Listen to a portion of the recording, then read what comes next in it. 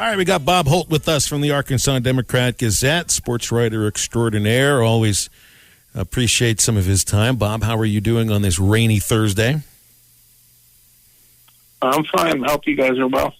Yeah, doing okay, man. I wanted to ask you about Joe Lee Dunn, former Arkansas defensive coordinator, longtime defensive coordinator in the SEC, also at Mississippi and Mississippi State, South Carolina before they joined the SEC. And was there East-West Memphis thrown in there as well? It's not an SEC school, well, so I'm just I didn't saying. go in that direction. Passed away earlier this week at the age of 75. I'd heard his name before. He only spent 1 year as the Arkansas defensive coordinator and then headed on to Mississippi State, right?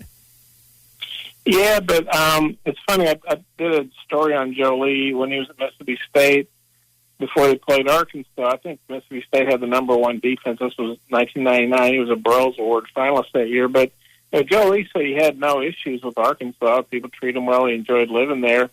But he had a young family. He had, for a guy who was, I think it was 53 or something, he had 3 kids, I think, ages like between 8 and 2 or something. Wow. And so both he and his wife's parents lived in Columbus, Georgia, not Columbus, Mississippi, which is, just right by Starkville, but Columbus, Georgia, which I remember this stuff because I just looked it up. It was about a 4-hour drive from Starkville, quite a bit farther drive from Fayetteville. And so, Jackie Sherrill hired him. I'm sure he gave him a nice raise. So Joe Lee, I think it was a move. Obviously, he wouldn't have left Arkansas to go to a, lower team, but basically it was a lateral move. Arkansas to Mississippi State. I mean, some people would say Arkansas was better. Some people would say Mississippi State. I guess you can, in different years, it depends. But for him, it was really more of a personal family move. And he also, I'm sure Danny Ford didn't make a huge effort to keep him. I don't think he offered him a raise or anything like that. I assume Joe Lee probably got a raise to go to Mississippi State. But, I mean, I don't think he and Danny, got crossing. He said he and Danny just very seldom talked, Joe Lee had the run of the defense, and Danny was kind of a CEO guy. But, Joe Lee was a fun guy. It was interesting. He used to go into the office at 3:30 a.m. And get, a bunch of his work done, the kind of work probably got, other coaches were doing maybe from 6 to 10 a.m. or something. But when practice was over, Joe Lee headed home. I mean, he wanted to be with his wife and kids, a family and football. But he was a very innovative guy, coming up with different schemes and blitz packages, and he did a good job for a long time at a lot of different places.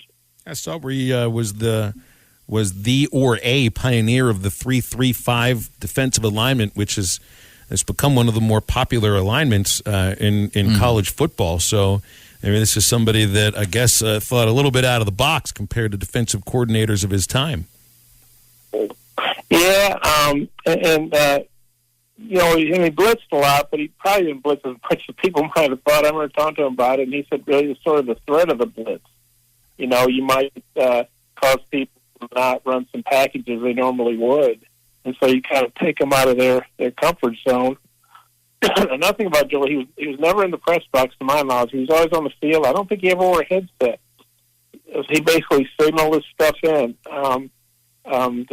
He just kind of had what he wanted to do, and the guys knew the defense, and they were good at that. But Joe Lee was different in a lot of different ways, and he was always on the field. Which some coordinators are down the field, but my guess is the majority of defense coordinators in the box. Could be wrong about that. That's not a scientific study or anything, but like I say, he was never in a headset either. He wasn't getting feedback. It was kind of like, hey, this is my defense. I'm gonna get a feel for it down here, and I'm gonna call what I see and what I like.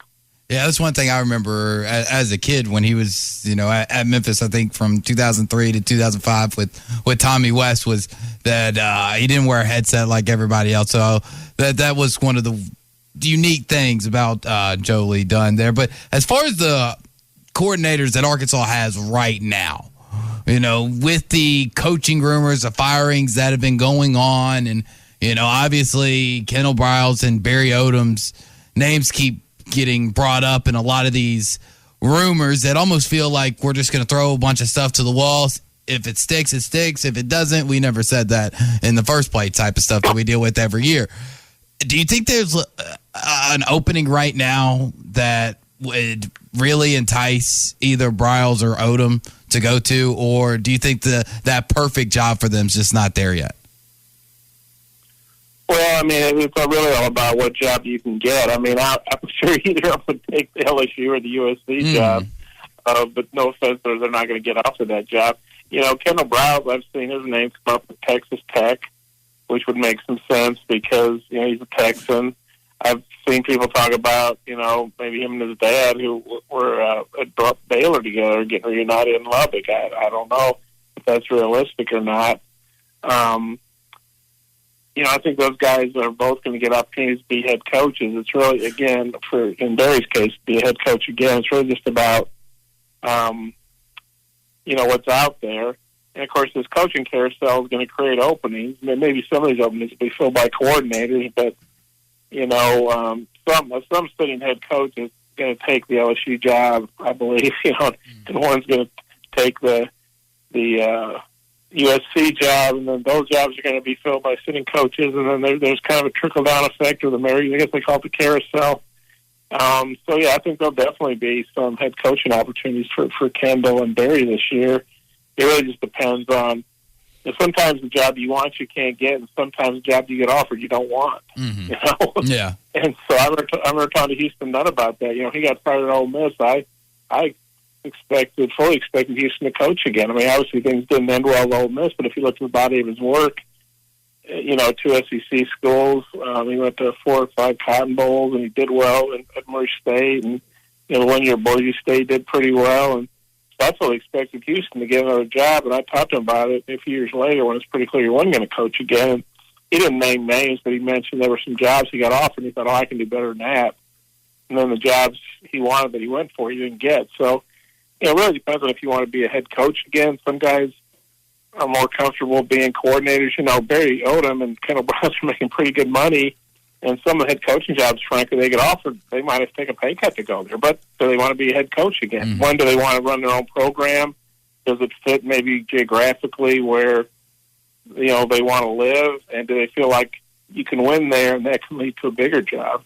So there's a lot of different things you have to consider, obviously. Yeah, and obviously this is the bye week, so still got, Thursday, 9 days until Arkansas plays again. But kind of just looking ahead at Mississippi State and that matchup, how do you feel about it, right now, as far as matching up against an air raid offense, this defense who has been a little bit banged up, obviously, with the loss of Catalan. But how do you feel like Barry Odom's defense matches up against the air raid of Mike Leach and Mississippi State? Well, of course, Arkansas went down in Starkville last year to break that, I guess it was 20-game SEC losing streak, and State was just coming off a big win at LSU. And Arkansas, a lot of the same defense scheme that helped them beat Ole Miss a week or two later, dropping 8, not rushing as many guys, and gosh, I can't remember the guys. LSU had a transfer quarterback from Stanford, I think it was, who just lit up LSU, and he struggled against Arkansas. And by the middle of the year, he was out. Mm-hmm. And now they've got, I guess it could be a redshirt freshman or a sophomore, and he's lighting it up. Gosh, it's Will Rogers. Yeah, Will Rogers. I was trying to think of the old-time Cowboy comedian who I know most listeners probably think, what other Will Rogers are you talking about? But yeah, Will Rogers, kind of a Cowboy name. And he's completed over 40 passes in multiple games. I think he set the SEC record against somebody. But a lot of those are short passes. But they have for Mississippi State, it's kind of the pass game's kind of their run game. And they're an extension of their running game.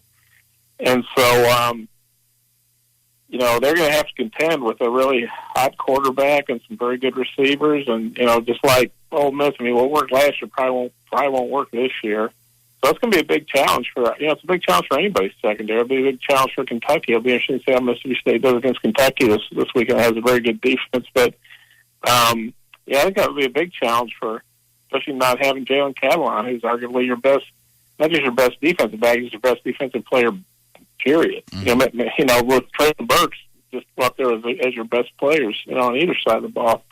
And so it's going to be a big challenge for Arkansas, I think. But the good thing is they've got an extra week to steam them up, extra week to heal up, and Mississippi State's going to be coming in off a tough game. Win or lose, playing Kentucky is going to be tough on Mississippi State. We got basketball in a couple of days at Bud Walton Arena.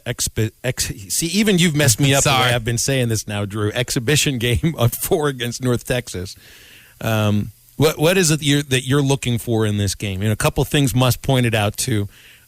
He's looking for Chris Lykes to grow into the role of point guard. I think that'll happen. I don't think Chris Lykes has been around as long as he's been in college basketball without being able to, work his way into a new system like he is here with Muss. The one thing that he did say that I wonder about is Arkansas team defense. They were a really good defensive team last year. Muss pointed out, you don't have those quote unquote lockdown defenders that we had last year. He pointed to Justin Smith and Jalen Tate, both who came in, especially Tate, with reputations as being great defenders, and that played itself out as you watch the game, them go throughout the rest of the season last year.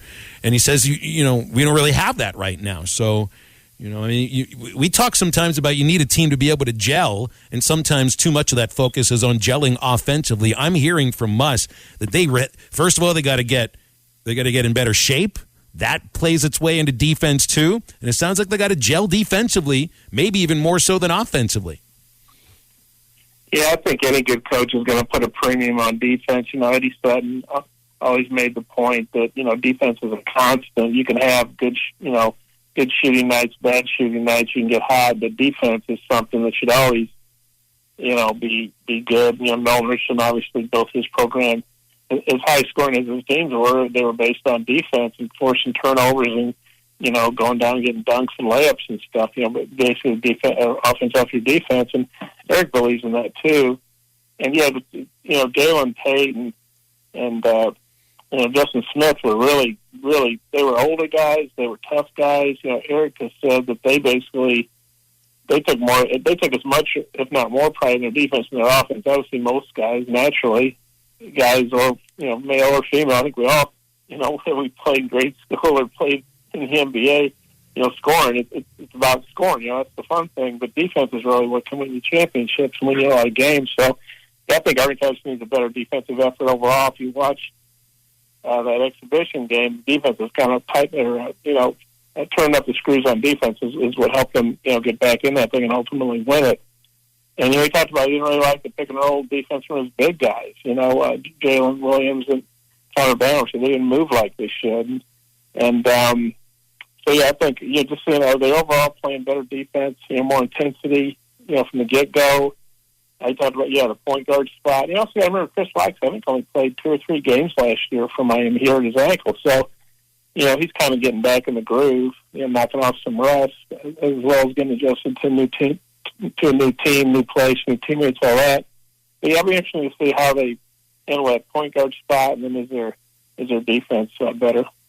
Bob, appreciate you, man. We'll leave it there. I know you got your Packers on TV tonight, so enjoy that, and we'll look forward to talking again with you next week. Thanks as always. Okay, I think the Cardinals have been living a lie. Hopefully they'll get exposed.